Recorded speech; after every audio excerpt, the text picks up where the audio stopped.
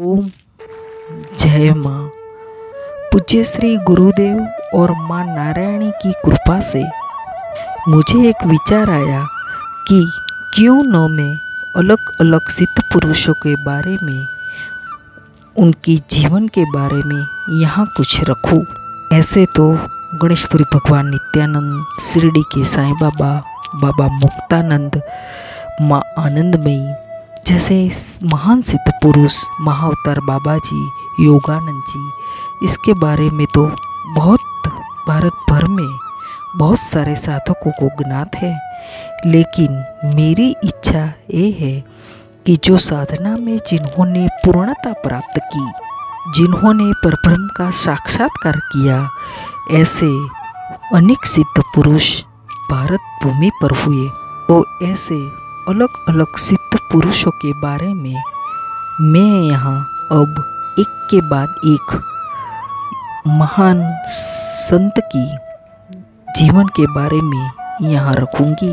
आज मैं गुजरात में हुए गुरु उगमसी के बारे में यहाँ रखना चाहती हूँ, जो उनकी सोहम की पंचपदी, जो बाबा मुक्तानंद की चित्त शक्ति विलास, वो तो बुक में है, लेकिन उनका अनुभव, गुरु उगमसी का अनुभव, सोहम मंत्र सरयू नदी के किनारे स्वयं हनुमान जी ने दिया था।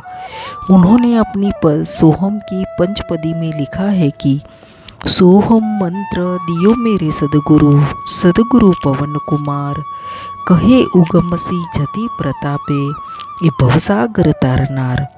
तो आज मैं संत उगमसी के बारे में यहाँ कुछ रखना चाहती हूँ।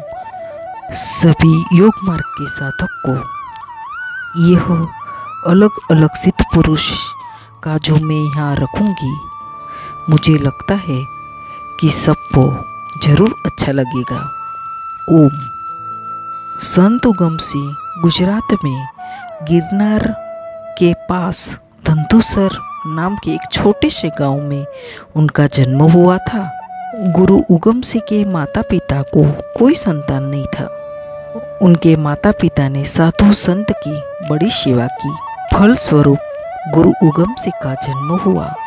ऐसा कहा जाता है कि गुरु उगमसी ने जन्म के साथ ही मुंह में पूरे दांत, माथे पर चोटी, लंबे हाथ और जन्म के साथ ही मुख में से राम का नाम लिया। 7 वर्ष की छोटी सी आयु में संत उगमसी संध्या के टाइम पे मंदिर में जो घंटाराव होता था, उसी घंटाराव आवाज़ से ही वो ध्यानस्थ हो जाते थे। संत उगमसी 15 साल की छोटी आयु में उनकी शादी हुई।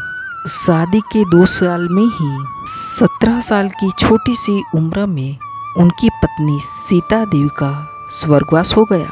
गुरु उगमसी ने स्मशान से वापस आने से तुरंत ही भगवा वस्त्र पहन लिया।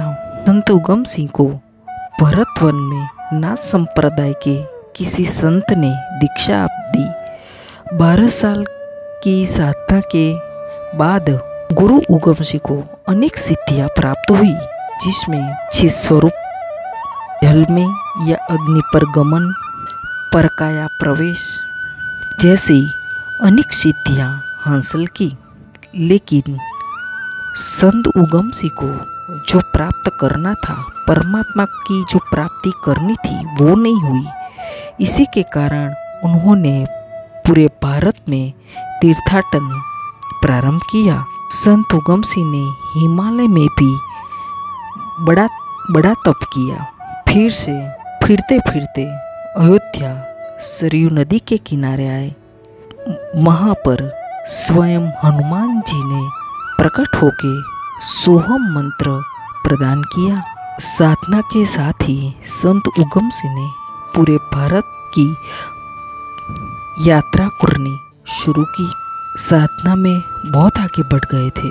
जब संत उगमसी राजस्थान में जोधपुर के राजमहल के सामने जो खुली जगह थी, वहाँ बैठ के एक तारे से भजन गा रहे थे। सैकड़ों पब्लिक संत उगम सिंह की अद्भुत वाणी में भजन सुन रही थी और एकाएक राजा के मान जो नजदीक थे जोरावर सिंह वहाँ अचानक आ गया। संत उगम सिंह को भजन गाते सुनकर उनका क्रोध बहुत बढ़ गया। उन्होंने अपने पाँव में से जूता उठाया और गुरु उगम सिंह के सामने जोर से फेंका।